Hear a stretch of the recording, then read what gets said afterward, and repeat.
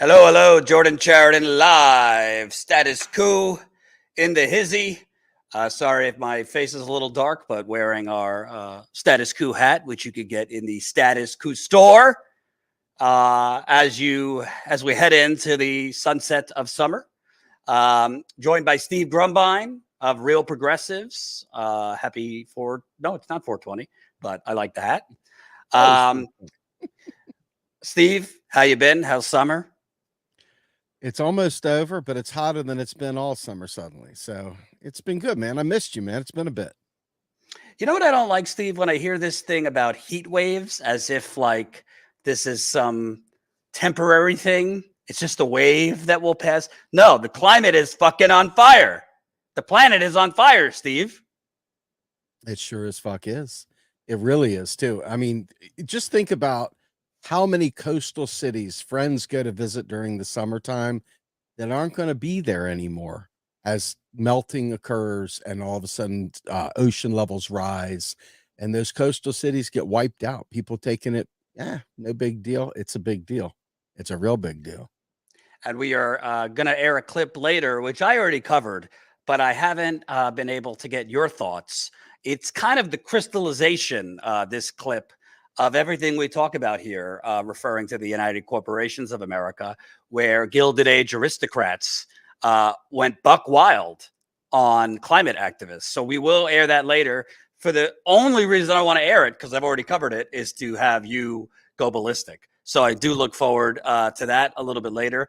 For you people watching at home, this would be the Nantucket fundraiser, where climate activists disrupted a Massachusetts governor fundraiser with lobbyists for the Democratic Party, to the point that the lobbyists got in the grill and faces of the climate activists and told them, we're okay if you die.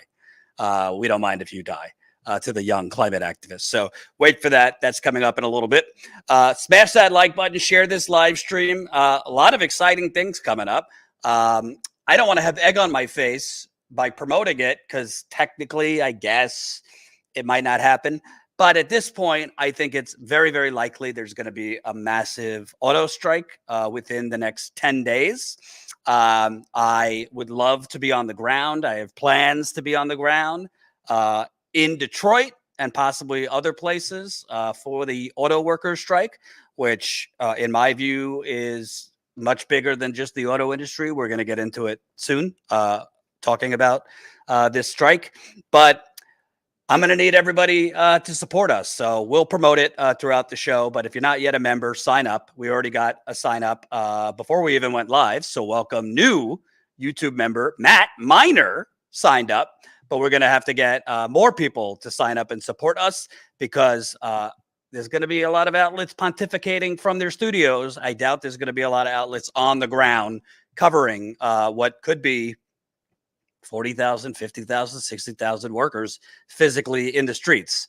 This is 150,000 workers that it would affect that could go on strike.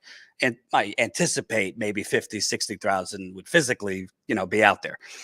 So we're going to talk about that. Also, my old friend Donna Brazile, I had a little exchange with her many moons ago when I was at the Young Turks. She was on the Sunday shows yesterday, and she's baffled, shocked, dumbfounded why President Biden's not doing better in the polls. And, dumbfounded about Trump's movement, which I take issue with. I'm not sure if it's as much a movement for Trump as it is against neoliberalism, a reactionary movement against neoliberalism. So we're going to play Donna and George Stephanopoulos' shock, and then get into the climate stuff. So I want to start, Steve, with this UAW thing. You and I talk all the time about, we're not saying don't vote, but we also keep it real. Don't expect anything structurally big to change through electoral politics. You really got to get involved outside of electoral politics. And I can't really think of anything bigger right now than this potential strike. Obviously, it affects a specific industry. The auto industry affects other industries. But I also think the newfound militancy we're seeing from the UAW, which has been plenty corrupt over the years, is quite refreshing. I'm trying not to, fanboy per se the new UAW president, but he has been doing something we've really wanted our progressives in Congress, if you want to call them that anymore, to do, and that's exerting power, carrying a big stick, using leverage. I'm talking about Sean Fain. And he's not screwing around.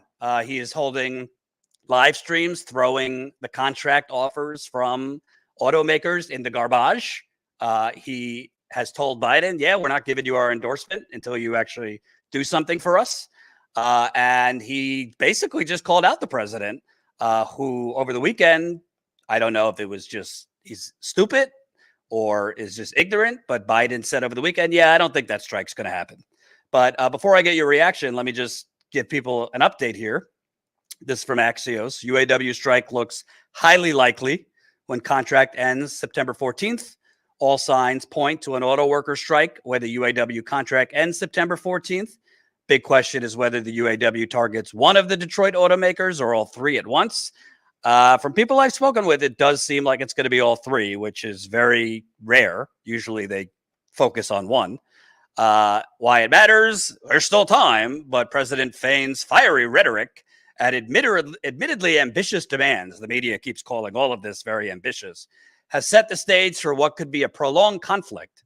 A more combative UAW has demanded a 46% pay raise, a 32-hour work week with 40 hours of pay, and a restoration of traditional pensions. So that's where we're at. Again, the contract ends September 14th. Should note that Canadians' auto industry's contract ends a couple days later, so you could have 18,000 Canucks going on strike right after UAW workers. And Steve, to get the ball rolling, I wanted to start with Obama's car czar, Steve Rattner. He's frequents Morning Joe in the morning. He's got some corruption problems we'll remind people about, but let's hear what he had to say about this potential strike. You do know these things so terribly well. Give us your sense from a distance. I understand you're not in the negotiations, but what is separating the two sides, the UAW on the one hand and the big three automakers on the other? I would say roughly there's something the size of the Pacific Ocean. This is really a scary situation. We've had many labor negotiations between the auto workers and the UAW over the decades. We've had some strikes, unfortunately, but some of them probably were inevitable or even perhaps necessary. This situation is really scary for a number of reasons. First, you have a very activist new UAW leader who I do not know personally, but who has said very inflammatory things. Didn't do the traditional GM or auto worker initial handshake, which is just symbolic. He doesn't have to do that. But but more importantly, has put out a set of demands publicly, which is unusual in itself, that are an utter laundry list from everything from a 32-hour week to a 4-hour week to more holidays to more job restrictions to a restoration of defined benefit pensions, just a long list of stuff that is just beyond the pale in terms of any auto company's ability to meet it. So beyond the pale, says Mr. Rattner. He was appointed by Obama as kind of the car liaison after the financial crash to rescue Detroit. We'll get to him later, but what are your thoughts about how beyond the pale it is for the auto workers to be not asking, demanding for 46% wage increases, which, let's be clear, they've given a lot of those wages back over the years. That number is not actually really 46%, among other demands. First things first, it's a really critical time. It's a fulcrum. It's all coming together at once. You look, American Airlines voted to strike. You look, Southwest Airlines flight attendants voted to strike.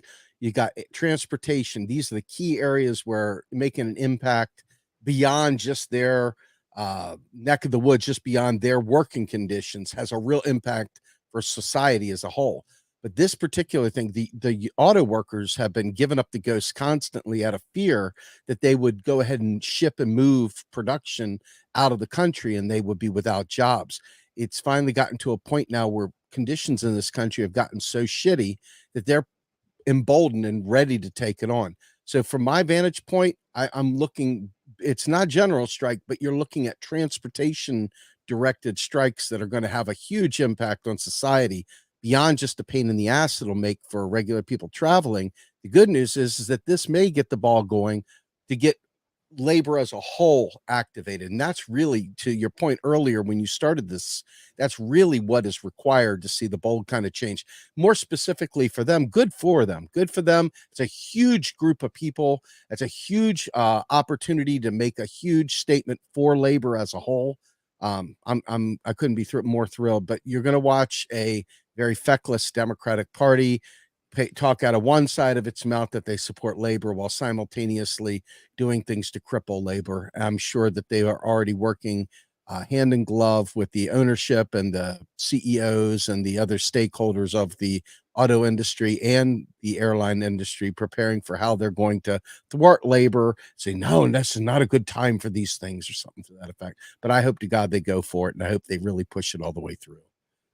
A couple things. Number one, I hope to God more people smash that like button. We got almost 200 watching. Need every single person to press the like button.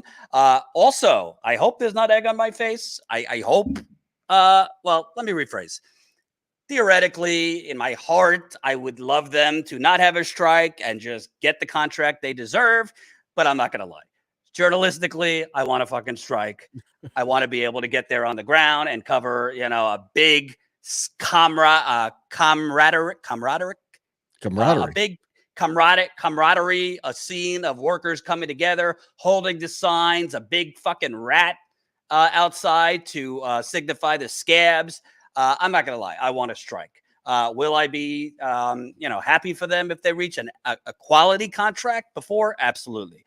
But with 10 days left and very little negotiations going on, I think I think 99% sure there's going to be a strike, which is why we're promoting now.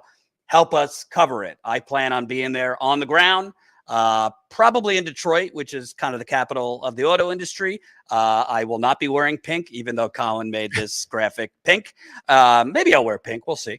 But I'll be in Detroit, maybe also cover picket lines in Ohio and elsewhere. Obviously, this is relevant for 2024 because there's Michigan is a swing state, Wisconsin is a swing state, Pennsylvania is a swing state. But it costs money to be out there. Myself, John Farida, I definitely want to be out there for at least a week, maybe more, because I think this strike has potential to go weeks, if not months. I think this could be a very big strike, very long strike. And let's be clear, after the first week or two of energy, pain sets in because these workers are not going to get their full pay. Yes, there's strike funds, which gives them some, partial pay, but not their full pay. A lot of workers will be on the picket lines and then picking up extra work to, put food on the table. They're not getting full health insurance from the companies either. So pain does set in, stress does set in, bickering and, factions form. It's hard to stay united, particularly if it's not one company, meaning not just the GM workers, but Ford workers on strike, General Motors workers on strike, Stellantis workers on strike. So we would like to cover it as long as it takes. Myself out there, if I got to leave, maybe Lewis going out there to fill in, but that's going to require, more funding for us. So please sign up today. We don't want to just bloviate about this from home. We want to be out there giving the microphone to the people. So statuscoup.com/join, become a member for $5 to $10 a month. Let me remind you, Steve, who that little pencil nerd was that called this beyond the pale. This was Obama's car czar. If you have the article, Steve Rattner, millionaire, by the way, U.S. car czar, pays $10 million over bribery claims. The banker who advised the U.S. government on the auto industry bailout settles over allegations he paid kickbacks to win state pension fund investments. Shocker. Steve Rattner, the investment banker and former White House advisor, has agreed to pay $10 million, $10 million, 6.5 million pounds to settle bribery allegations brought by New York Attorney General Andrew Cuomo. So that was when Cuomo was gunning to become governor. Rattner, who as car czar advised the U.S. government on its auto industry bailout, had been facing legal action over allegations he paid kickbacks to help his company land $150 million in state pension fund investment in 2004 and 5. So, of course, he lives on Morning Joe. So this guy's saying it's beyond the pale. Then he went on. We have another clip where he's saying it's not just the beyond the pale wage increases they're asking for, but it's the fact that they're asking for, different categories of work. Let's play that. When you talk about asking for pay increases, and they've asked for very large pay increases as well, that sort of falls into the lost, making up for the lost time category.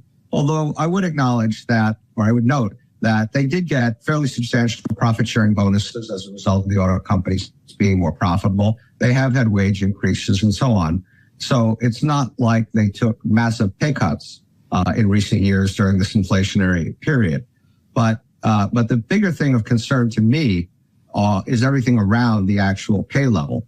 And it includes things like the number of hours worked, when overtime kicks in, how many holidays you get, how many personal days off you get, things like that.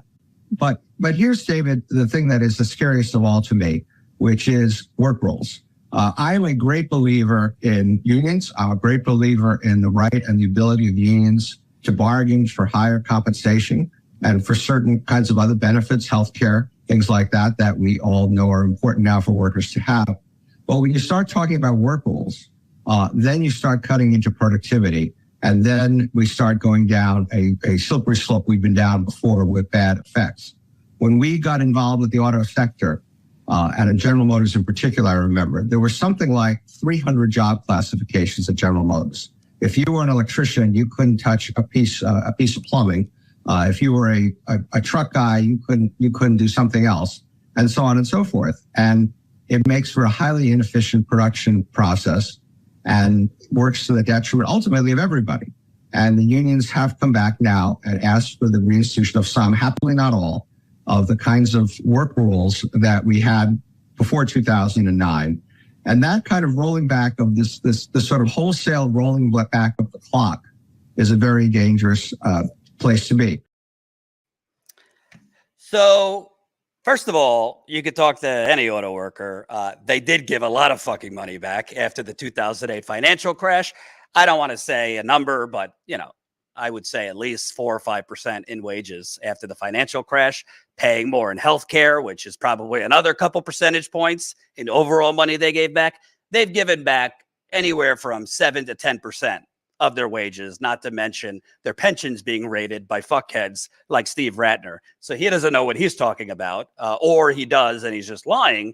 But then he's getting into this whole argument that corporations love to, anti-union people love to give of, all the bureaucracy and the red tape that unions put in, and this person can't do this job and this person can't do this job.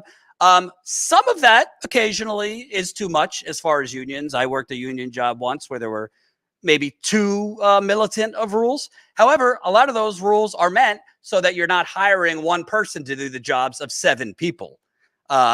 Which is what GM, Stellantis, and Ford are trying to do. So that's why the UAW is asking for some reasonable, I would say, classifications. So this worker does this, but doesn't have to do X, Y, and Z job. What were your thoughts on, Mr. Car Czar / bribery, corrupt fuck statement there? Well, just remember that corrupt fuck works at Willett Advisors, which is part of Bloomberg. Okay, this is a dude that works for Bloomberg, so you don't need to think much. You ever thought, when you say union, labor, class war, do you ever think of Michael Bloomberg sweeping in and just being part of the fist in the air kind of, solidarity movement? No, hell no. And this guy eats at that dude's teat. He feeds at that dude's trough. That guy is one of those people. I bet you if you shook his hand would melt like butter. It's like that weak, horrible, disgraceful, I'm rich and here, let me show you how weak my handshake can be kind of person. This guy literally is the epitome of the privileged piece of shit white trash that people assume all white people are. And that guy is the epitome of everything wrong with wealth in America, with capitalism in America, and quite frankly, white supremacy in America. That shit guy couldn't have gotten hired by anybody if mommy and daddy didn't introduce him to somebody. The guy was a piece of shit. That's all I got to say. Absolutely. And by the way, Colin put together this handy graphic for all this hand rigging about, they got to stay competitive and yada, yada, yada. Colin, can we just break it down how much these companies are making? So GM CEO Mary Barra, $26 million last year. Stellantis CEO, $24.8 million. Ford CEO, $21 million. Then the companies themselves in profit, Ford, $24 billion, 9% increase from the year before. GM, $21 billion, 17% increase from the year before. Stellantis, $18 billion, 26% increase from 2021. And then the best part, Steve, they're getting free money from the government. They're getting all these subsidies and free cash. I won't say it's taxpayer money because modern monetary theory, we're not paying for it, but it is free money. So we are printing the money. Public money. It's fucking public money. Yes. Preach. Continue. No, I mean, the bottom line is that whenever government subsidizes these assholes, they don't run around telling you guys, hey, we're going to raise your taxes so we can subsidize the auto industry. They don't say that. Why? Because they're not raising your taxes to subsidize that. They just simply subsidize that. Why? Because we create the money every time we spend it. So these people know that. They all know that. All those rich fucks know that. You guys, us guys, we people at the bottom, somehow or another are infatuated with the idea that Margaret Thatcher was right and that it's our tax dollars. But these guys are getting free handouts 24/7. And if that isn't bad enough, they're getting sweet kickbacks with the interest rate hikes right now as well. So they're winning all day, every day, round the clock. It's nothing but wins for these guys. It's time we give them a big old L. Absolutely. So, listen, I think, to me, I think that they are willing to do more on wages. And, they would try to, the companies, they would try to stagger it over X amount of years and give more in terms of a one-time bonus at front, which a lot of workers desperately need, a big bonus payment that they could get right away. But then try to fuck you on the back end on healthcare. But key, these companies, their red line is the pensions. They do not want to do what's right for current workers or retirees. And that is why I think this new UAW leadership, the current strategy has been so brilliant. Because in the past, and this is not just for the auto industry, other unions need to take a lesson here. In the past, it's all been done in secret. Which led workers to just speculate and a lot of rumors and innuendo about what's going on.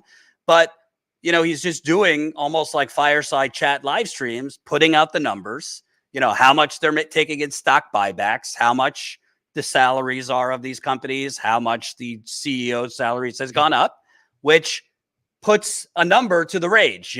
Workers now have, this is what we could put on, our signs, our strike signs.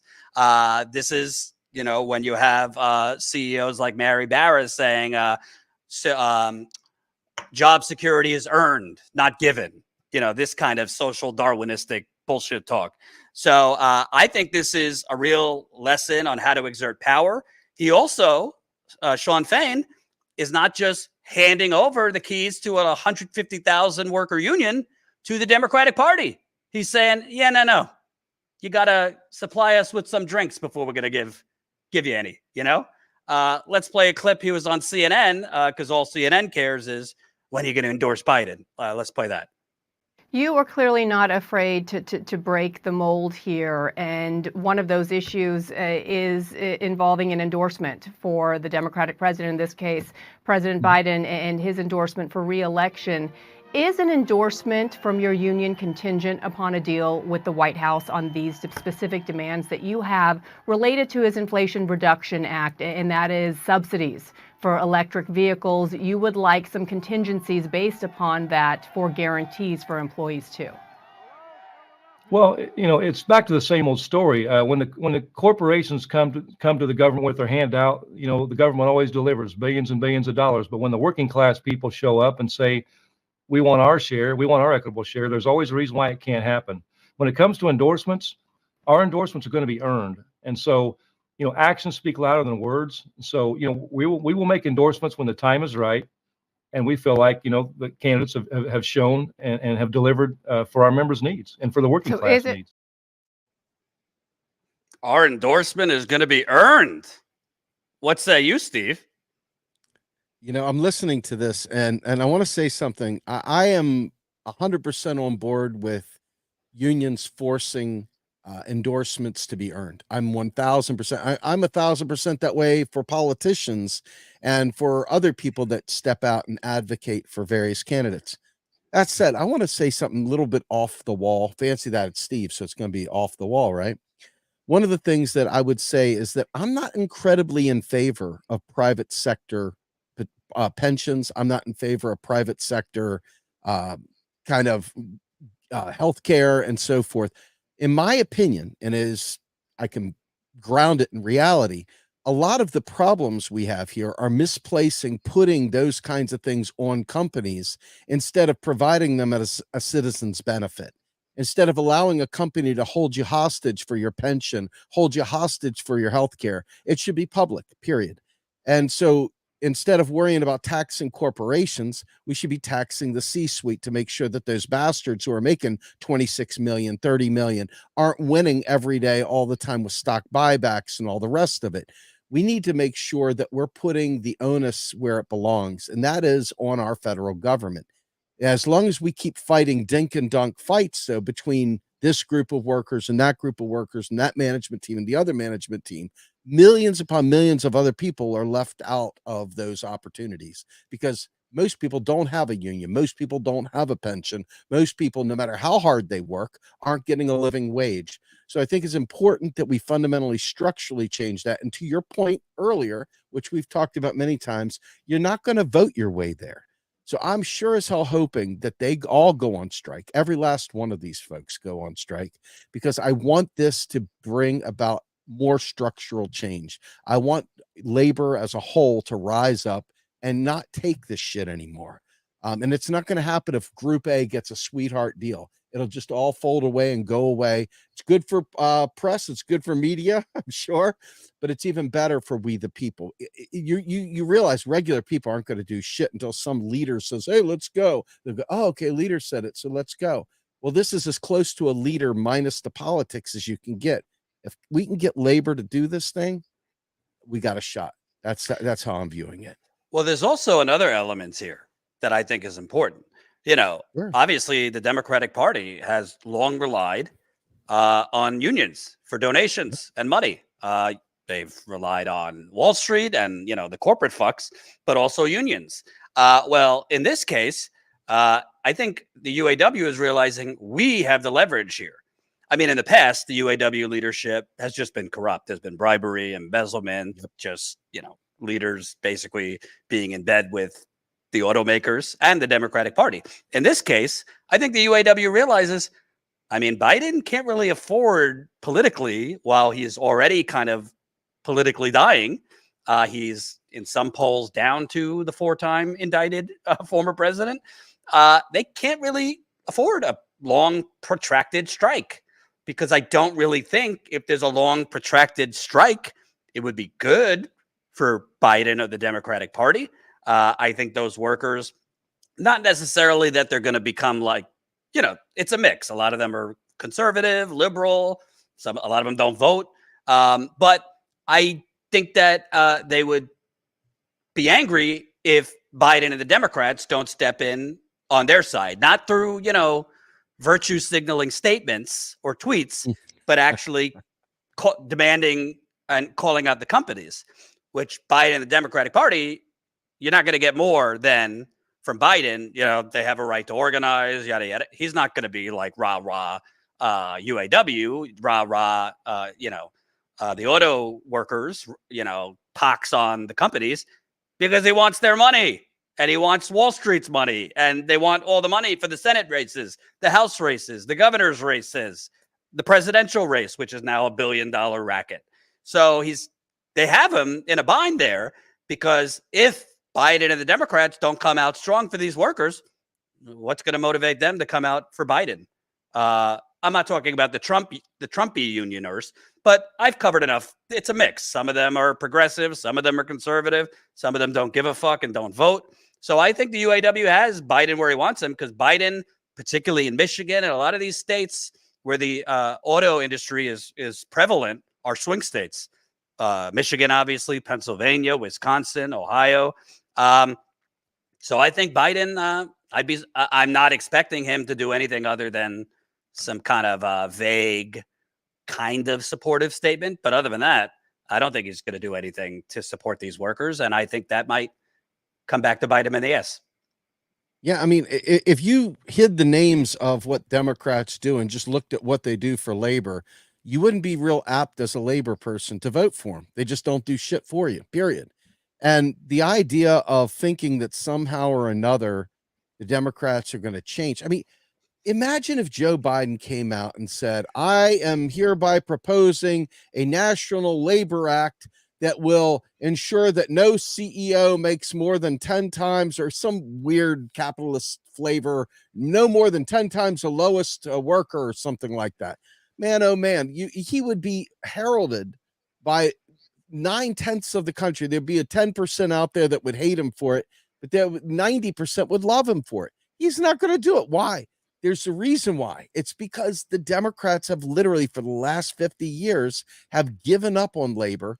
They've stopped trying to be labor. In fact, Reagan era really pushed them over the edge. Bill Clinton really took them as far anti-labor as you could get, right on the heels of the air traffic controllers with Reagan. So honest to God, at this point in time, it's almost embarrassing that it's taken 40 years for labor to realize the Democrats ain't it. But, you know, my hope is that somehow or another, that regardless of who's in office, that labor rises up and takes these fuckers out. Because, I mean, Biden, he's not going to do shit. AOC, she might do some Instagram or tweet something, or maybe she's not even on Twitter anymore for all I know. You know, bottom line is these folks, they're going to say positive things on camera. They're going to do positive things in social media, but they're going to do jack shit for the real stuff. So I really hope these guys, I do. I hope they hold Biden accountable for not delivering.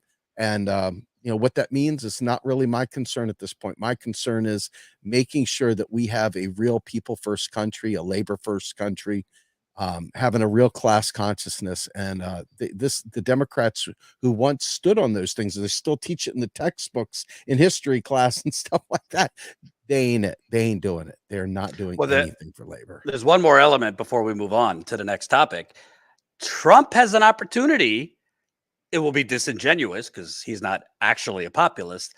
He has an opportunity to pick up a lot of these auto workers' vote, because one of the big pressing issues that the auto industry wants Biden to address is the fact that they're not against, I mean, the UAW is not against clean energy, you know, more electric vehicles, but the companies are offering workers half the wages to work at these electrical plants, citing we don't need as many workers, you know, to do these jobs, yada, yada, yada. So the auto companies are, you know, trying to push these plants need to be part of the union because the companies are making these plants non-union, and we want commensurate pay. So Trump is basically coming in there, since Biden's not doing that, and there is no attachment with this free money. There's no, It's not encumbered. Right. There's no like, hey, with the money we're giving you from the government, you have to pay X amount for these jobs. It's basically the same thing as the financial money. There were no strings attached. The financial bailout, I mean. So Trump is saying another, you know, fuck, you know, no more of Biden's electrical Green New Deal. You know, it's killing our economy and it's giving you low-paying jobs, and that might actually, you know, that might appeal to a lot of these union workers who, it's not that they don't care about the environment or the climate, but their main focus is food on the table, providing for their families. So if they're getting the shaft and getting offered far less wages for electrical vehicle jobs, a message from Trump of we're going to drastically cut that program and continue, you know, these gas guzzlers that pay you more, that might, you know, make a dent. So we'll see. Before I move on, I want to give a shout out. New Status Coup member Larry just signed up. So thank you, Larry. Also, Tony D just gifted a Status Coup membership. So thank you to Tony D, who gave a gift of a membership. So that will randomly, somebody will get that gift membership. We also got new member Matt. So that's 3 new members technically. As a reminder, we need to grow our membership to be able to fund me being on the ground to cover the UAW strike in Detroit. I also would like to go to Ohio, possibly to cover the picket lines, maybe Wisconsin, but we could only go out there as long as you fund it for. And trust me, if CNN, the New York Times, all these corporate media companies cover it, it is not going to be from the vantage point of the workers. That I could promise you. So if you have $5 to $10 a month, you know, it's the end of summer. If you've already blown through all your money, maybe, you know, before fall, you'll get some reserves back to sign up. But we need your funding. This is what your membership goes to, funding us to be out there on the ground. So please sign up. I'll give you more shout outs, every member that signs up while we're live. Steve, I'd like to move on. This gave me a tickle. Donna Brazile and all these Democratic Party pundits, George Stephanopoulos, ABC News anchor, former Clinton advisor, they don't know what to do with themselves. How are the numbers so close? Trump's been indicted 72 times. You know, Biden, the economy is great. Why don't people get it? How great the economy is. Let's play a couple clips from Donna Brazile on the Sunday morning show. Just, they don't get it. It is kind of shocking in a way that despite all of the baggage that Donald Trump carries, he's tied with Joe Biden right now. Yeah, I mean, George, when I looked at that recent poll, the Wall Street Journal, I said, oh, this could keep me up at night. Look, the problem is, and the biggest challenge we face as Democrats, I say we because I'm a Democrat, is that young voters, young Black and Latino voters, they're not ready to come back to the party. They're not even looking at the so-called messaging that's being sent to them about the economy, about climate change, about student debt relief. They are worried about their future, and right now they're looking for a leader who represents their values and their vision. And I think the president's campaign is going to have to really, you know, go deep and go hard to motivate those voters to come back within the Democratic Party coalition, because without them, it is a tight race, and it's going to come down to 4 states. They're not ready to come back to the party. Well, maybe they can't afford to attend. Maybe that's the problem, Donna. You know, not to pick on Donna, you know, of course she means well. But yeah, she's right on the numbers. I mean, the numbers are not good for Biden, particularly non-white voters, which is usually the strength of the Democratic Party. He's been losing Black support over the last few months, particularly young Black voters, Hispanic support. Not only that Biden is losing, but Trump is significantly doing considerably well among Hispanic voters and Black voters for a Republican. Of course, it's lower than Biden's support, but for a Republican, I mean, he's doing fairly well. Colin, if we could show the New York Times article in there, headline, consistent signs of erosion in Black and Hispanic support for Biden. So Biden right now, if you look at the numbers in terms of Black voters, why is it giving me this? Hold on one second.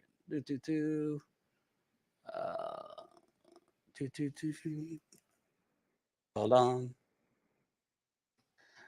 Right now, if you look at his support among Black voters, non-white voters, overall, the president's approval rating stands at 47% among non-white voters in a Times and Siena poll. His favorability rating among non-white voters is just 54%.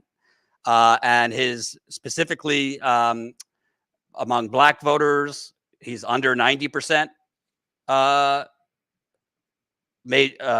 Democratic share of major party vote, under 90% among Hispanic voters. That's basically 60%.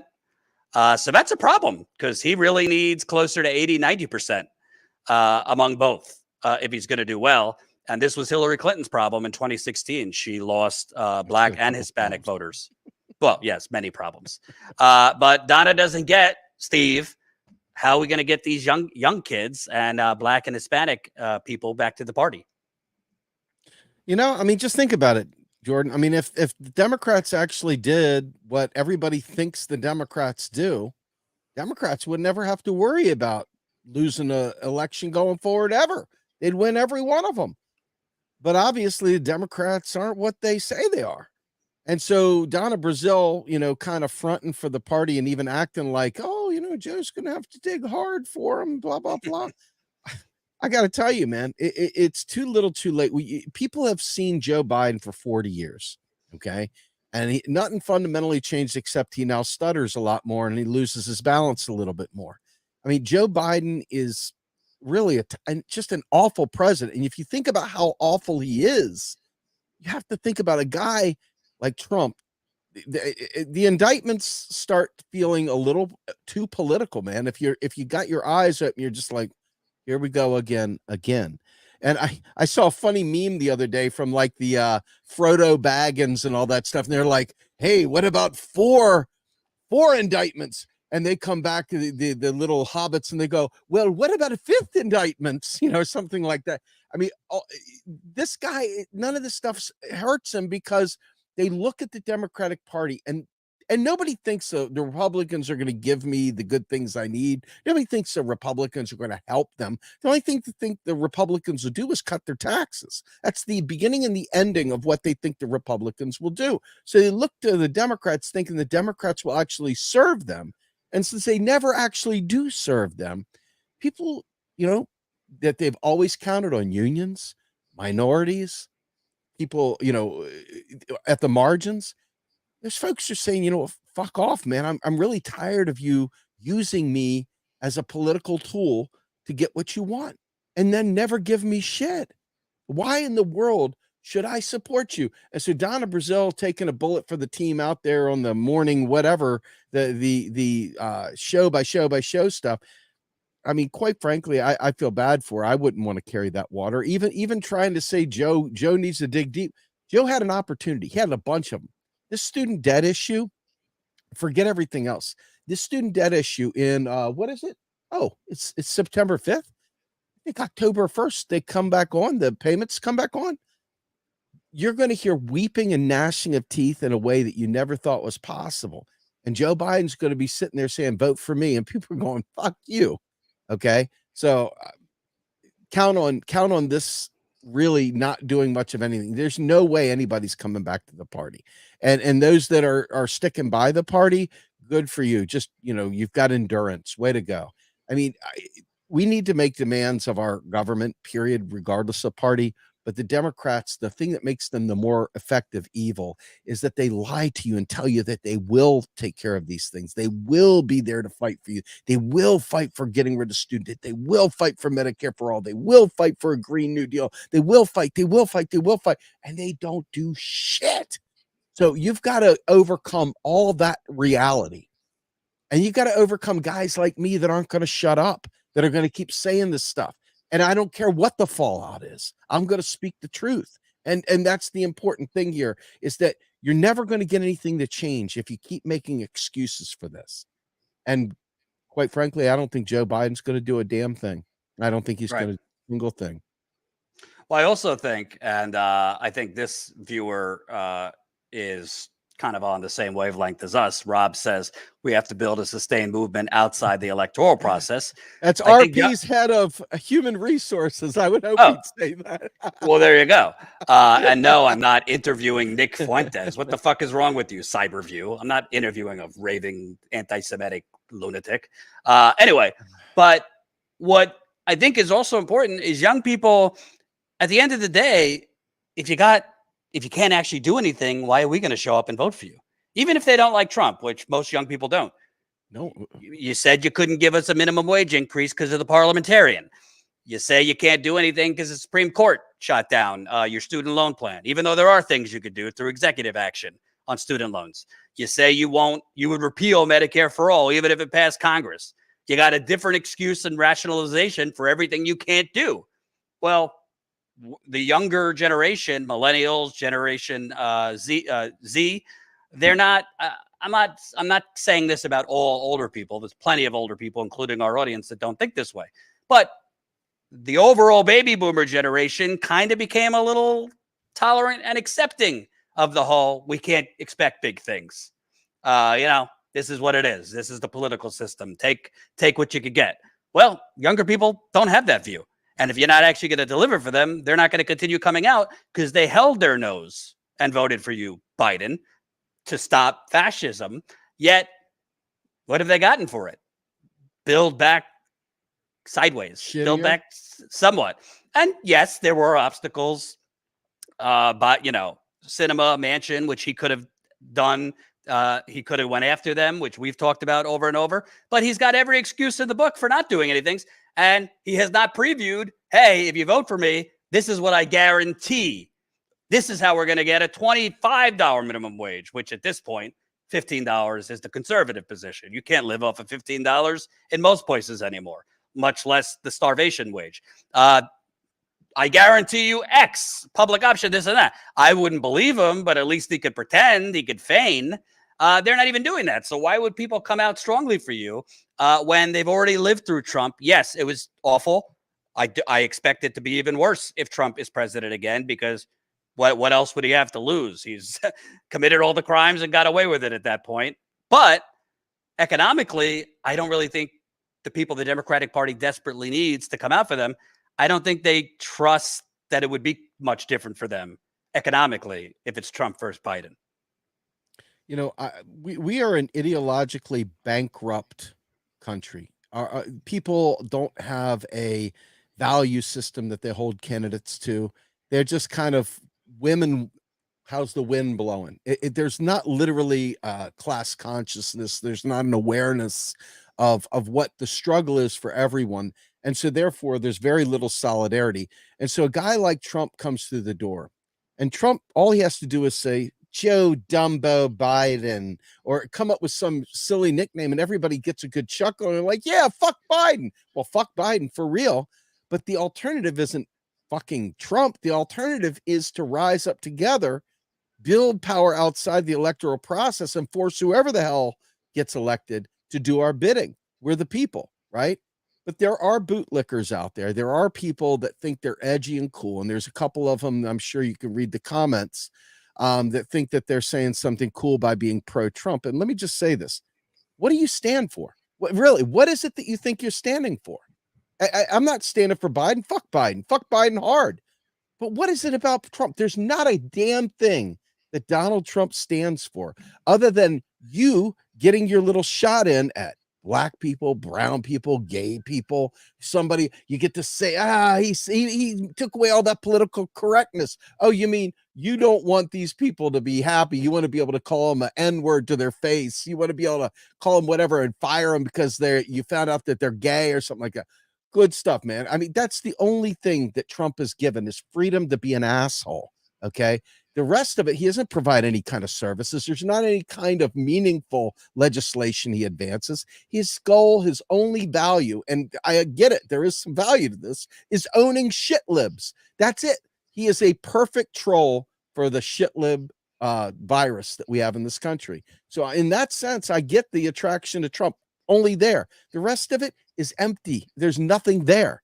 If you have an actual concept of what it means to be a worker, and when I say a worker, I'm not just talking about people that are out there digging ditches and flipping burgers. I'm talking about anyone that goes to work for some job of any variety and lives for a paycheck. That's the working class. If you have any concept of how massive the working class is, and if we but united, what we could do and what we could change, you never, ever dream of supporting Donald Trump, just like you should never dream of supporting a neoliberal like Joe Biden. This is why we've got to build power outside. And programming announcement, I'll be interviewing Cornel West later in the week. So that's exciting. I was supposed to interview Marianne Williamson about a week or so ago, but I don't know. Her people canceled, saying her schedule was messed up. So who knows? But I am interviewing Cornel West later in the week. And yeah, we're going to continue covering Cornel West. I say vote for whoever you want. We're not pushing any particular person, but I am going to cover Cornel West. We are going to continue covering the media propaganda about him being a spoiler. Listen, the polls are the polls. The recent poll has Cornel West up at 4%, which is pretty impressive, I'd say, since he hasn't really launched a real campaign yet. He hasn't even won the Green Party nomination. He's at 4%. Jill Stein, I think, barely cracked, or she got less than 1%. I don't remember. But they were all freaking out because Cornel West 4%, Trump's margin went up to 4%. But without Cornel West, Trump was only up by 2%. Well, maybe you should be freaking out more about the poll that without Cornel West, a 4-time indicted fucking disgrace who didn't do anything for anyone, really, is beating the incumbent president supposedly presiding over a great economy. I'd be more worried about that it's even close head-to-head between Biden and Trump if I was the Democratic Party. I wouldn't be, preemptively, blaming it all on Cornel West. Because, again, could he potentially pull some votes? Yes, but it will not be the deciding margin. What will decide this is if Biden steps out of 1980 and says, you know what? I'm going to say, damn the lawsuits, the Supreme Court. I'm canceling student loan debt. I have the power through the Health Education Act, and I'm canceling student loan debt. I'm declaring a climate emergency, and with that, actual government rules that mandate these companies start moving now aggressively. And if you don't do it, we're pulling your subsidies. Watch how quickly these companies fold. I could go on and on, but he's not going to do any of that because he doesn't want to. At the end of the day, he's a conservative Republican. Maybe he's better on social issues than Trump and other Republicans, but economically, he is the Democratic Leadership Council, the new Democrat ilk from the 1970s and 80s. Steve, before we go, I want it to be organic, but I was hoping this next topic might make you pop a blood vessel. I covered this a while ago, but I don't think it was with you. There was recently a fundraiser on Nantucket. In Nantucket, this is my aristocrat accent. Nantucket, Cape Cod, Martha's Vineyard. That's where a lot of the rich fucks live. I think Obama has a house on Martha's Vineyard, but a lot of these wealthy people have houses in Nantucket or Cape Cod or whatever. So the governor of Massachusetts, Maura Healey, had a fundraiser. Just looking at the crowd, it was all kind of filthy aristocrats, big Democratic Party donors.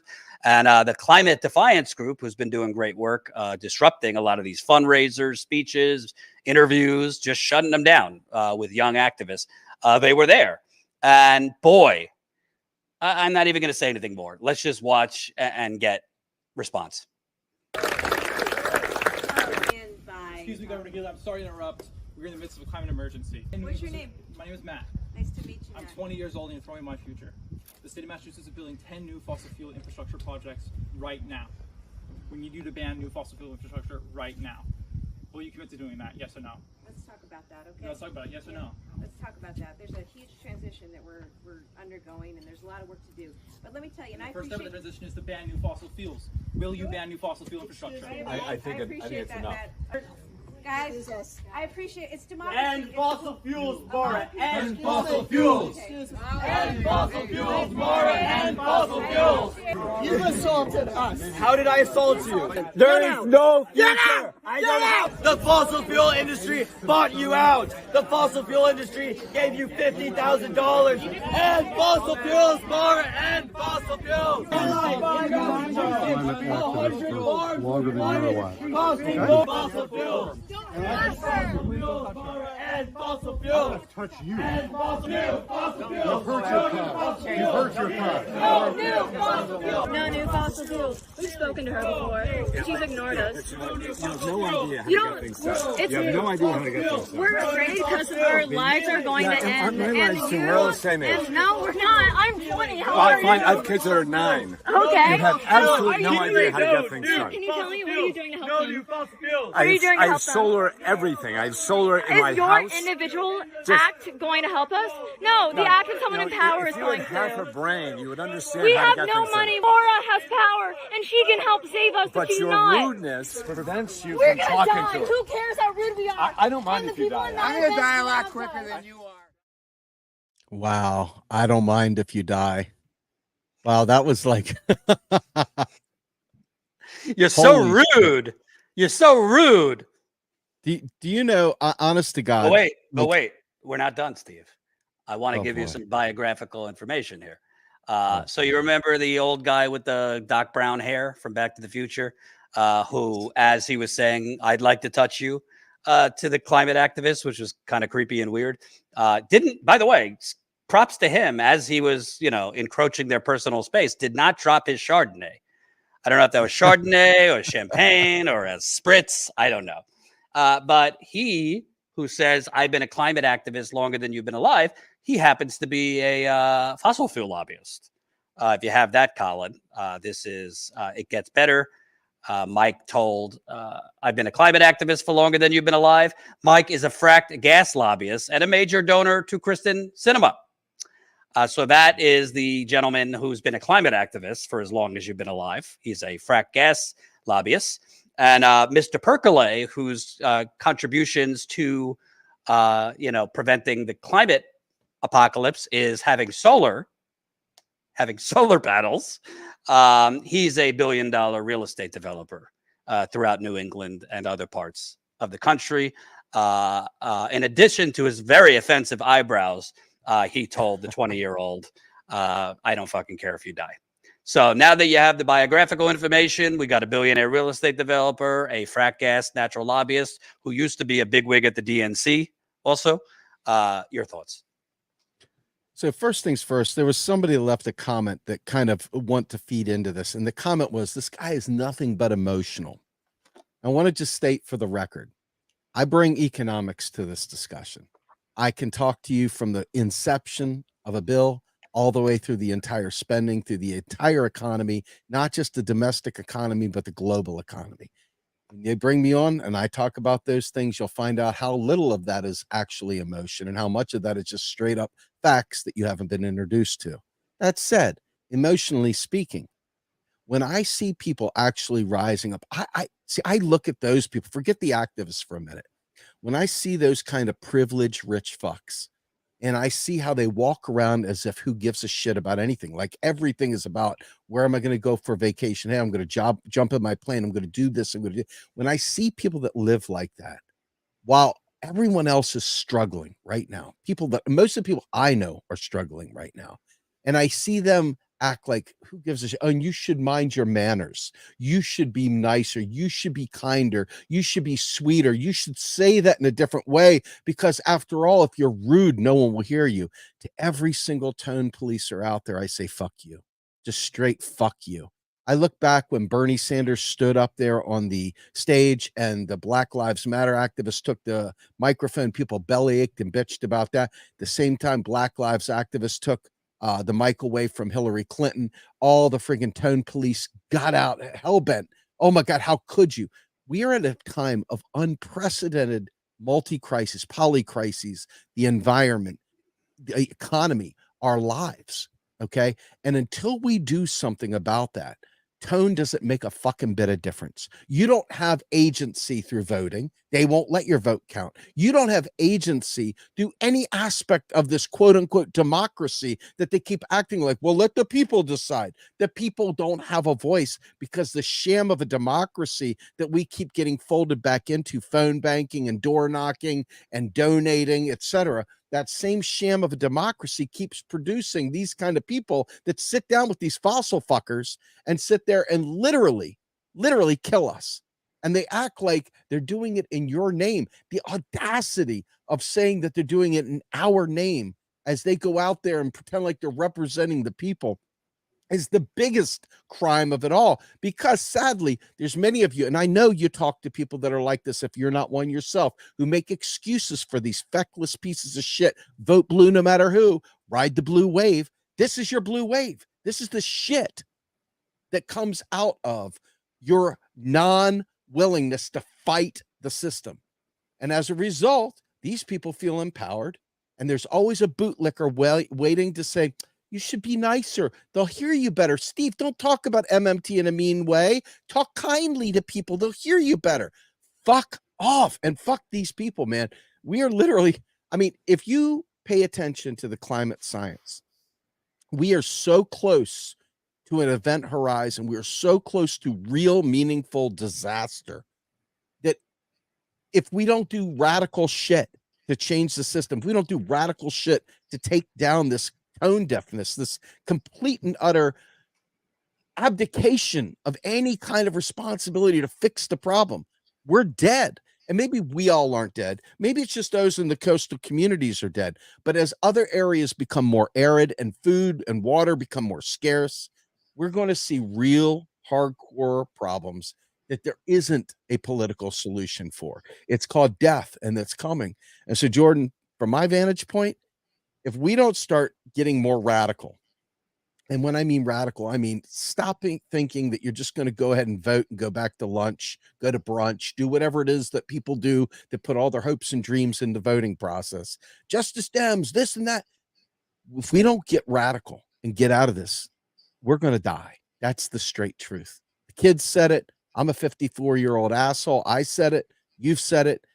If we don't do something radical, shit's going to get bad. And these fuckers, these fucking bad hair, rich fucks are going to be sitting there riding off to Elysium, going in their underground bunkers, doing whatever it is, going to higher ground. I don't care what. They're going to do something to live through it, while we just end up being Soylent Green for them to chew on, as they go forward.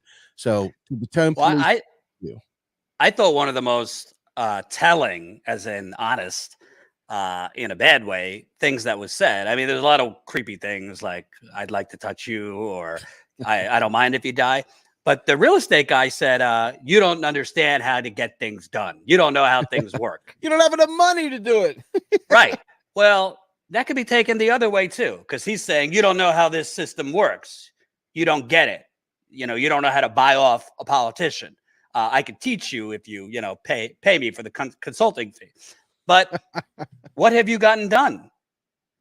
I'm sure he's gotten plenty done for himself and his family. I didn't pull up the article, but that guy wrote for the Boston Globe, I think, against a wealth tax. Shocking.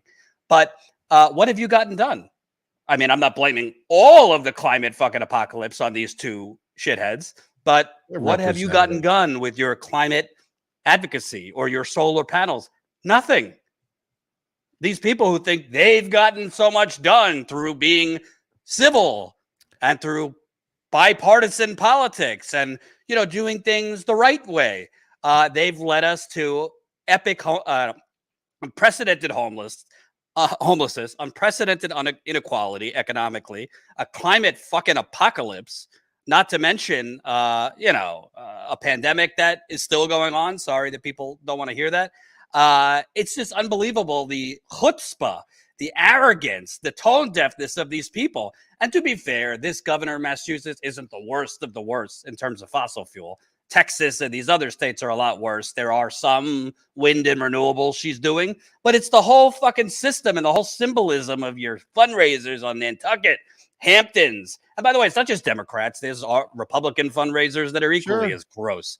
But this is the problem, because these people care more about civility and being kind and diplomatic and approaching things in a constructive way. Fuck you. We're all going to die. Let me take this a step further. One of the biggest lies that we have ever been sold is, hey, just go recycle. Just go ahead and drive an electric vehicle. It'll save the planet. The idea that they would put the onus on individuals changing their lifestyle is the single most laughable fucking thing of all time. First of all, go try to buy a Tesla if you got 80 grand laying around or whatever it is. Go try to buy a electric Mustang for 80 grand. Go try and buy whatever electric car out there for 35, 40 grand. When did Mazda become the hot new lick at 55 grand? Volkswagen at 60,000, all these things. These are the electric vehicles. The fact of the matter is that our military industrial complex is devouring the environment with its fuel consumption. The worst part is the constant private jets, the big massive yachts, all the other waste from these rich fuckers' lives, okay, that are destroying the planet, and they want to put it on you to recycle your milk jug. Give me a fucking break, folks. It's going to take a hell of a lot more than you riding a bicycle to work, okay? It's going to take a hell of a lot more than you composting to fix this problem. These are the lies that neoliberals tell, because the idea of neoliberalism is to put the onus on you. You're a failure. You are a success. You win. You lose. It's always you. And they're abdicating the responsibility because they are playing through the Margaret Thatcher, Ronald Reagan playbook, whether it be fucking Biden, whether it be AOC, whether it be any of these fuckers. They're putting it on you. It's time for us to say, hey, fuck you, and do something meaningful about it. With that, Jordan, I got a boogie, brother. It's been good being with you, man. Do you think, tell people where they could find Real Progressives and all your shows? Absolutely. So first things first, tonight at 8 p.m., come to our Macro and Chill. It is a discussion Zoom call where we have 30, 40, 50 people come together, listen to the podcast from the previous week and talk about it. That's every Tuesday night at 8 p.m. I am the Rogue Scholar. Will there be kombucha? There might be. I am literally doing Rogue Scholar Monday, Wednesday, and Friday. Again, I took a month off just to get my head back together. I'm back in black. Here we go. Monday, Wednesday, Friday, 12 noon Eastern time. And then Saturday mornings at 8 a.m., we release our Macro and Cheese podcast. Go out there on every one of your podcast platforms, Apple, iTunes, any of them, Spotify, you name it, and you'll find Macro and Cheese. It's audio only, so you can cut the grass, ride around, do whatever you want to do and listen to it. And Jordan, thank you so much. It's good to be back. I missed you guys, missed the coup, missed being part of the gang. It's good to be back. I'll talk and to everybody you guys go soon. Subscribe right this minute. Please. Real progress in action. Real Please progress come to in our action. YouTube channel. Yes. Thank you so much. All right, man. Go Take feed care, your- everybody. feed your kids. Don't go anywhere. I got one more thing before we go. As a reminder, I will read your super chats. So if you left a super chat, I'll read them. Reminder, this strike is not going to cover itself. We've gotten 3 new members since we started this live stream. I want to continue signing up new members. I know I sound like a broken record, but I kind of have to ask. I kind of have to beg, because we don't have any money coming from the big banks, the fossil fuckers, big pharma, big real estate, Silicon Valley, the military industrial complex. We don't have any money coming from those rich fucks at that fundraiser. Our funding comes from you, the viewers. So if you want me on the ground covering the United Auto Workers strike, which again, 150,000 workers. Let me repeat, 150,000 workers potentially striking in 10 days. General Motors, Ford, Stellantis, those workers, please sign up. We have to fund the media we want to create. StatusCoup.com/join. Also, I want to remind you, we still have a massive water crisis in the city of Flint, Michigan. This was sent to me today. This is the water. An elderly woman. You could full screen it. An elderly woman on the west side of Flint received today. Does that brownish yellow water seem safe to you? 9.5 years later, day 3,420. That's not piss. That's the water she's getting in her home that she put in a water bottle. Other residents, as I've been saying for years, are continuing to get discolored water, smelly water, are continuing to get rashes when they shower, continuing to lose hair. Yet the governor of Michigan, a Democrat, continues pretending everything's fine. Water's fine. Just rubber stamps the bullshit that her predecessor, the Republican governor, Rick Snyder, said. The water's not fine. All the pipes had not been replaced. The residents' interior plumbing inside their home was never replaced. They never replaced the main pipes underneath the street that are mostly made of iron. If you have iron corrosion, that feeds bacteria. What did people die of? Legionnaires, a bacterial disease. 9.5 years later, almost a decade, this city is still getting discolored, smelly, contaminated, poisonous water. That is why I work as hard as I do. That is why I'm currently writing a book on this. Have finished 14 chapters. What did I do on Labor Day? I wrote, not chill. I was writing yesterday.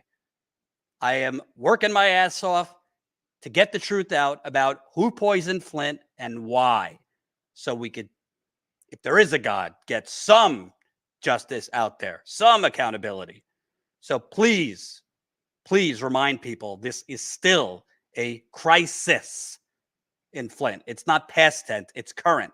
Just like we still have massive amounts of COVID spreading around, which, yes, is killing less people, but is also disabling a whole generation of people with long COVID. Even though some edgy people on YouTube pretend it's not a thing and COVID is an op. Please sign up so we could continue covering and sending me in 10 days to hopefully Detroit to cover this United Auto Workers strike. Again, thank you. New Status Coup member Matt signed up. Thank you for the $5. Carpe Diem, $5. I'm not using GoFundMe anymore, and I don't want to use Google. How can I donate to Status Coup whenever I want? That would be statuscoup.com/donate. So you could donate. You could set up recurring donations at our website or a one-time donation, whatever works for you. statuscoup.com/donate is the way to do that. Anybody, if you're already a member, you could donate at statuscoup.com/donate. Carpe Diem. Oh. I was just going to say this Carpe Diem's in response to your Cornell West interview announcement. Yes. Will we be allowed to ask questions? Probably going to have them on live. So sure. You could ask him questions if I have them on live. Das Post Fleiss, 5.99 euros. Thinking of cancer, it gets bigger and bigger until the organism fails. I don't want to draw any parallels to billionaires, but I think that's actually pretty accurate. I think that's pretty accurate of a parallel. Once again, thank you to new Status Coup member who signed up. Larry. We'll give more shout outs as new people sign up tomorrow. Thank you for watching. Please, if you haven't, we've been posting more of Lewis's recent reporting trip in East Palestine. He was just there recently for his 4th trip. Really important to get those videos out there, to share them with friends, family, so we could get out the truth that this is still a massive disaster in East Palestine. Residents are very sick and being fed lies by the EPA and the state government. So please watch those videos, comment, share them, etc. That's all I got. Please, again, share this video, leave a comment, and we'll see you back here tomorrow.